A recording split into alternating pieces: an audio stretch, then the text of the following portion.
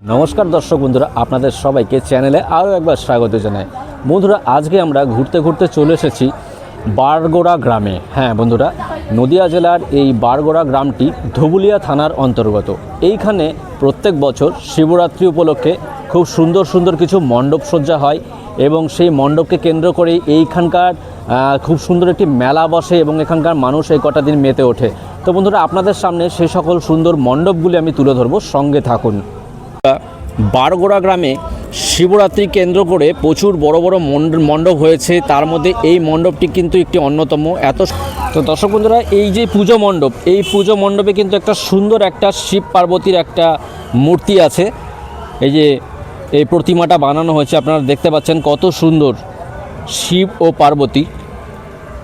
শিবরাত্রির যে অনুষ্ঠান, সেই অনুষ্ঠানকে কেন্দ্র করে এখানে এত সুন্দর সুন্দর মণ্ডপ সজ্জা করা হয়েছে।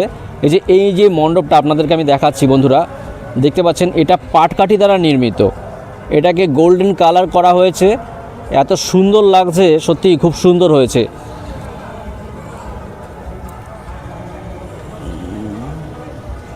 এবার এই যে বারগোড়া গ্রামের যে এই সুন্দর মণ্ডপ সজ্জাটা আপনাদের সামনে আমি তুলে ধরছি, ঠিক তার পিছনেই একটা গোপীনাথের একটা মন্দির আছে। তো সেই মন্দিরটা আমি এবার আপনাদের সামনে তুলে ধরবো। তো চলুন আপনাদেরকে আমি ওই গোপীনাথের যে মন্দিরটা, সেই মন্দিরটা একটু দেখিয়ে নিই। তো দর্শক বন্ধুরা, বারগোড়া গ্রামের যে মণ্ডপটি আপনাদের দেখালাম, সেই মণ্ডপটার পিছনেই দেখুন একটা গোপীনাথের মন্দির আছে। এই মন্দিরটারও কিন্তু একটা পুরনো একটা ইতিহাস আছে। এটা 150 বছর পুরনো এই গোপীনাথের মন্দির। অগ্রদ্বীপের যে গোপীনাথের মন্দির, সেই মন্দিরের সঙ্গে কিন্তু এই মন্দিরের একটা সম্পর্ক আছে। তো আপনাদের সামনে দেখুন এই গোপীনাথজির যে মূর্তি, সেই যুগল মূর্তিটা আপনাদের সামনে আমি তুলে ধরছি। মহাশিবরাত্রিতে বারগোড়া গ্রামের মণ্ডপ পরিক্রমায় এসে দ্বিতীয় যে মণ্ডপটি, সেটা এবার আপনাদের সামনে আমি তুলে ধরছি। দেখুন এই মণ্ডপটি কতটা সুন্দর, কত সুন্দরভাবে সাজানো হয়েছে, যেন মনে হচ্ছে কোনো একটা প্যালেস। খুব সুন্দর মণ্ডপ। এই বারগোড়া গ্রামে যে এত সুন্দর সুন্দর মণ্ডপ হয় সেটা কিন্তু জানা ছিল না। তো এবার দেখুন এই যে মণ্ডপ, তার ভিতরে যে মূল মন্দিরটা আছে, শিব পার্বতীর যে মন্দির, শিব মন্দির, এই শিব মন্দিরটা হচ্ছে অনেক পুরনো একটি শিব মন্দির। এটা আবার নতুন করে তৈরি করা হয়েছে। তবে এই শিব মন্দিরকে কেন্দ্র করেই এই গ্রামের এই যে মূল উৎসব, সেটা হয়ে আসছে বহু বছর ধরে।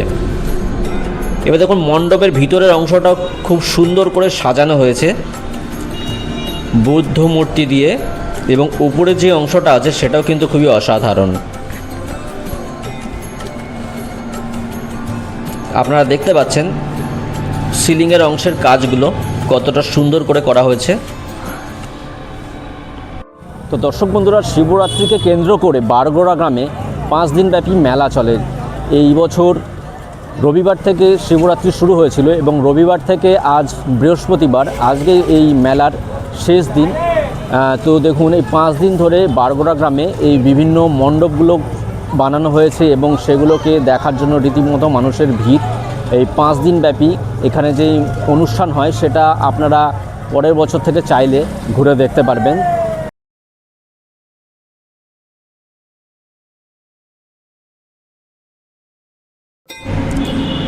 বারগোড়া গ্রামে এই শিবরাত্রিকে কেন্দ্র করে সুন্দর একটি মেলাও বসেছে, সেটা আপনাদের আমি দেখাবো। তার আগে এই মণ্ডপটা একটু দেখিয়ে নিই। দেখুন এই মণ্ডপটা কত সুন্দর। বারগোড়া গ্রামের যে প্রাথমিক স্কুল আছে, সেই স্কুল সংলগ্ন যে মাঠ, সেই মাঠেই এই মণ্ডপটি হয়েছে। জায়গাটা খুবই ছোট, কিন্তু মণ্ডপটা কিন্তু খুবই সুন্দর। আর এখানে দেখুন মাতা পার্বতী এবং ভোলেনাথের কি সুন্দর একটা মূর্তি।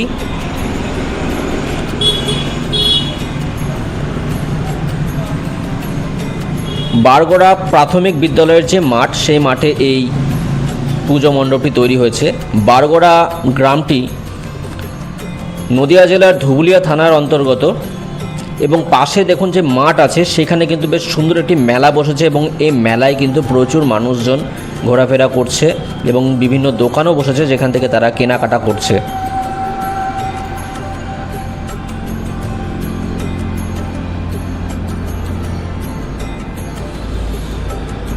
আপনাদের মেলার অংশটা একটু এক ঝলক দেখিয়ে নিচ্ছি আমি।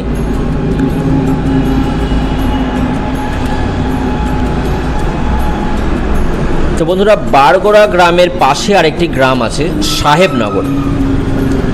তো আমরা চলে এলাম সেই সাহেবনগরে। এই সাহেবনগরেও একটা সুন্দর মণ্ডপ তৈরি হয়েছে, এই সুন্দর একটি প্যান্ডেল হয়েছে। দেখুন,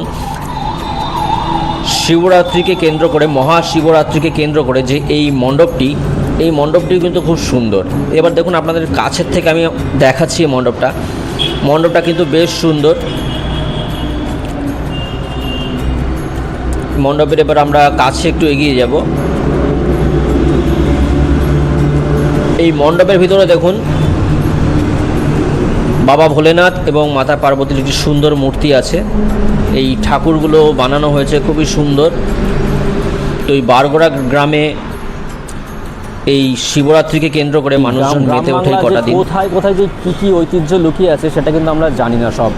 কারণ দেখুন, যতই আমি এক্সপ্লোর করছি তত নতুন নতুন তথ্য, নতুন নতুন জিনিস আমি জানছি।